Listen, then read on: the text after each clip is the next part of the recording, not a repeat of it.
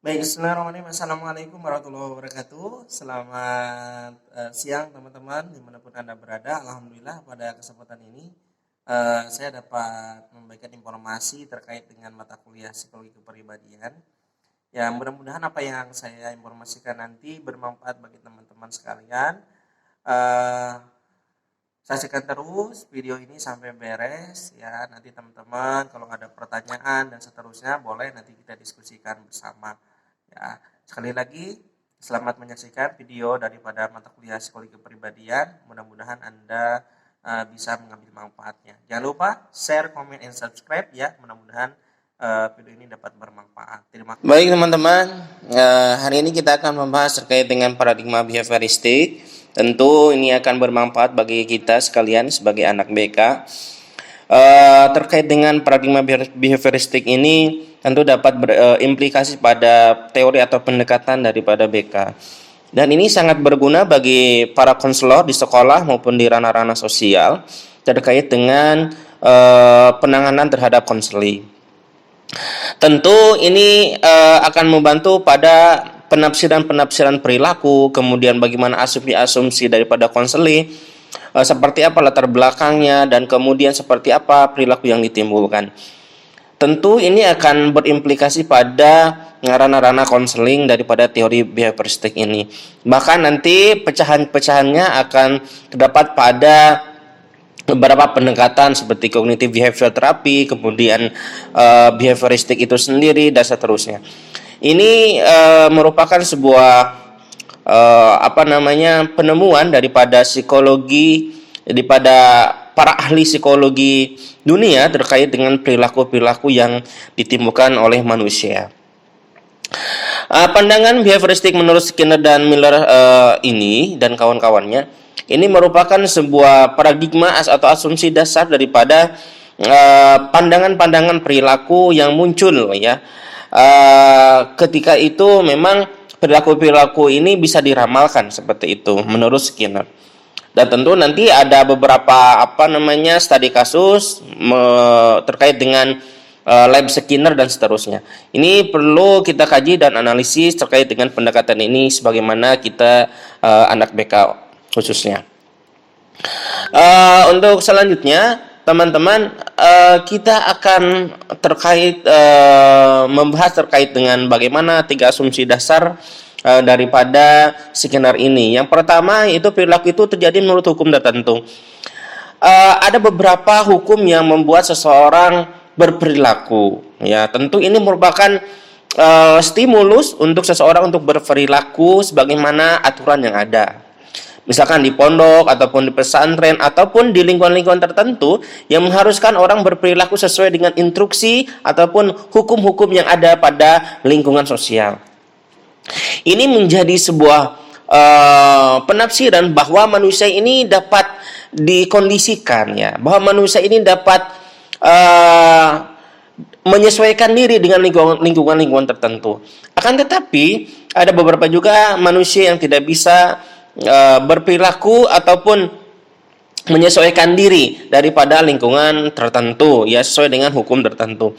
Ini merupakan sebuah kajian ya daripada Skinner bahwa manusia itu dapat dikondisikan dengan hukum tertentu sehingga akan menimbulkan perilaku-perilaku yang diinginkan oleh si pembuat hukum tersebut. Ini nanti akan terpecah kepada beberapa manusia yang misalkan yang maladaptif, misalkan ya, yang tidak bisa menyesuaikan dan seterusnya. Ini tentu menjadi sebuah pandangan bagi kita sekalian sebagai konselor muda ya, ataupun calon konselor, bahwa perilaku-perilaku itu dapat dimunculkan. Tetapi nanti Skinner juga akan memumbuhkan bagaimana ketika ada hukum tertentu ataupun ada aturan tertentu, nanti juga dia akan memberikan sebuah reward. Nah, itu daripada Skinner. Nanti kita akan bahas lebih lanjut. Yang kedua, yaitu perilaku dapat diramalkan. Mengapa dapat diramalkan? Tadi dengan adanya aturan, dengan adanya sebuah sistem yang memberlakukan aturan tertentu, sehingga manusia ini dapat diramalkan apa saja perilaku-perilaku yang muncul, begitu, sesuai dengan aturan-aturan adat atau istiadat dan seterusnya. sehingga dapat diprediksikan perilaku-perilaku yang muncul. Nah, dengan hal ini dapat dimunculkan atau ditafsirkan dalam bentuk perilaku-perilaku sehari-hari, kemudian dalam lingkungan atau lembaga tertentu misalkan. Nah, ketika begitu melakukan kesalahan pasti perilakunya seperti ini dan seperti itu. Nah, sehingga dapat ditafsirkan atau diramalkan seperti itu. Selanjutnya, perilaku manusia dapat dikontrol. Kenapa dapat dikontrol? Seiring dengan apa? Seiring dengan hukum tadi. Seiring dengan hukum yang berjalan, nah, manusia yang membuat aturan tertentu ingin mengontrol bagaimana manusia yang lainnya agar kenapa?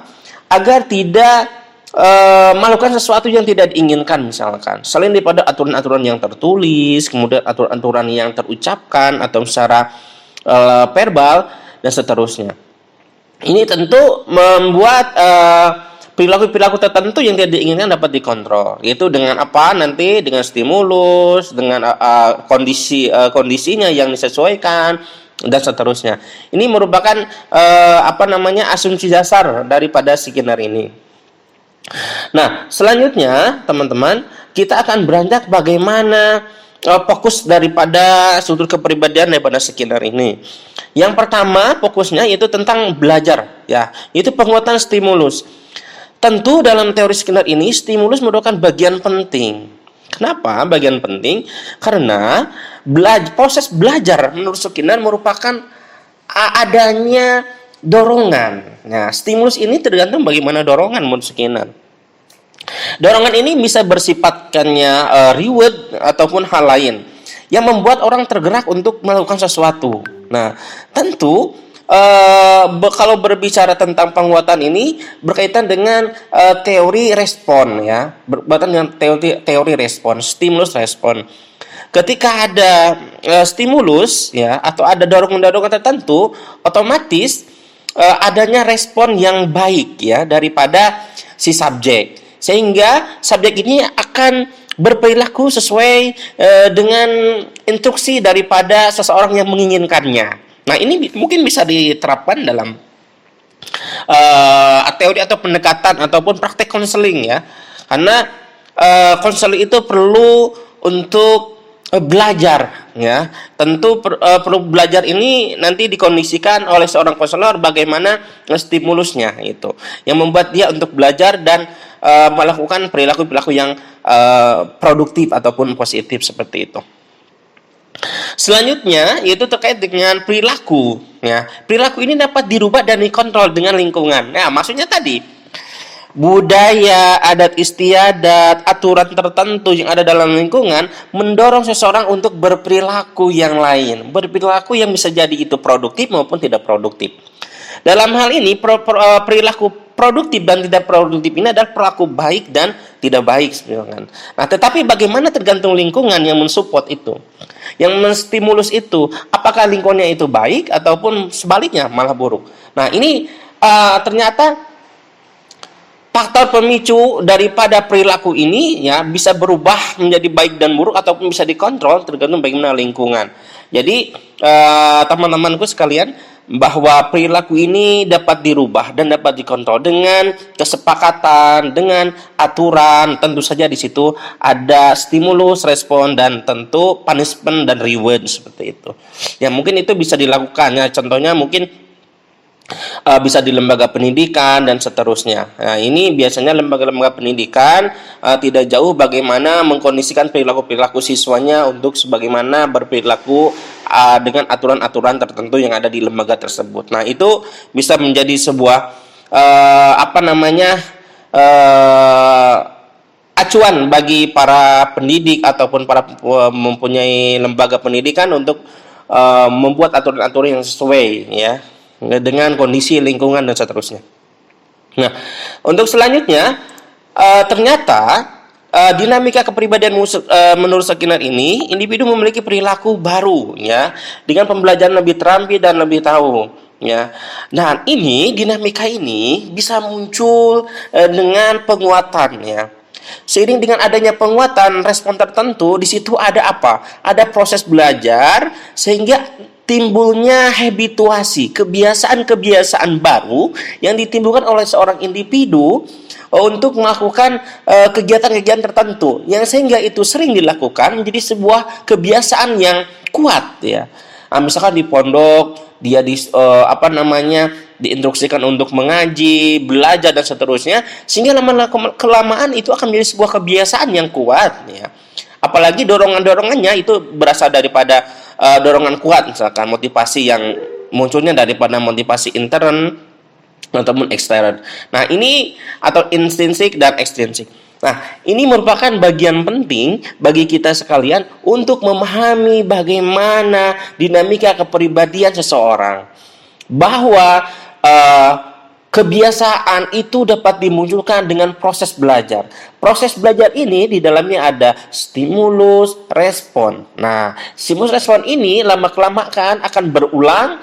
Nah, terutama nanti ada rewardnya, ada punishmentnya yang diadakannya seperti itu. Sehingga akan memunculkan kedinamikaan yang dinamis, kemudian akan memunculkan kebiasaan-kebiasaan yang baru. Nah, nanti seiring dengan itu juga akan mengikis kebiasaan-kebiasaan yang klasik atau kebiasaan-kebiasaan yang lama. Nah, kebiasaan-kebiasaan yang lama ini tentu perlu dikikis kembali. Kenapa? Ada beberapa kebiasaan ataupun habituasi yang buruk misalkan. Nah, itu perlu kita rubah dan itu membutuhkan waktu ya, dan itu cukup sulit seperti itu. Tetapi dengan seiringnya pembelajaran baru, kebiasaan baru dan ada waktu yang lama, itu akan dituai kebiasaan baru yang lebih positif dan produktif tentunya seperti itu. Ya. Nah, ini menurut Skinner ya, teman-teman, menurut Skinner bahwa ada beberapa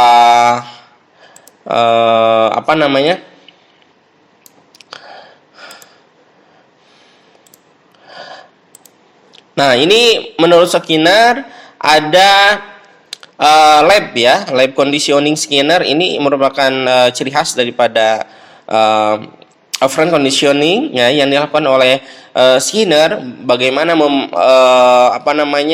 mencontohkan ya daripada burung ya yang diberikan stimulus ya, kemudian makanan dan seterusnya, sehingga nanti dia akan mengetuk bagian kaca sebelah sini dan kemudian ini nanti ada pedal di sini ya, kemudian pedal ini akan berhubungan langsung dengan mesin yang dirancang oleh Skinner, sehingga bagaimana pergerakan ya yang dilakukan burung ini tentu didorong dengan stimulus.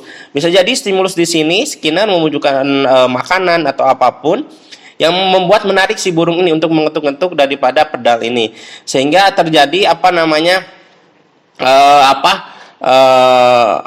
stepping device ya, nanti ada hasil daripada operant conditioning yang dilakukan oleh Skinner.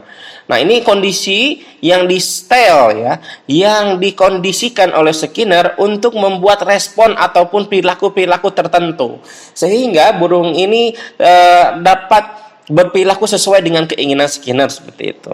Ya, begitu teman-teman.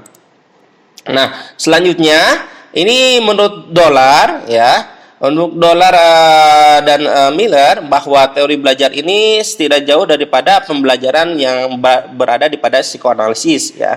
Ini tidak terlalu mengkritik daripada psikoanalisa, tetapi ini lebih mengembangkan atau menyamai daripada teori-teori yang ada di psikoanalisis.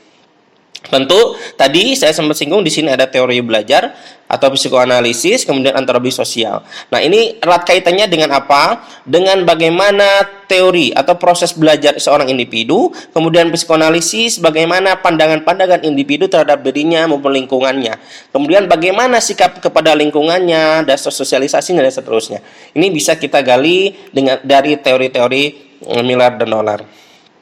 Nah, jadi tadi ada kebiasaan-kebiasaan yang dimunculkan oleh seorang individu ya, dengan di dalamnya ada respon ya, kemudian ada stimulus dan seterusnya, ataupun teori SR ya yang disebut dengan stimulus respon.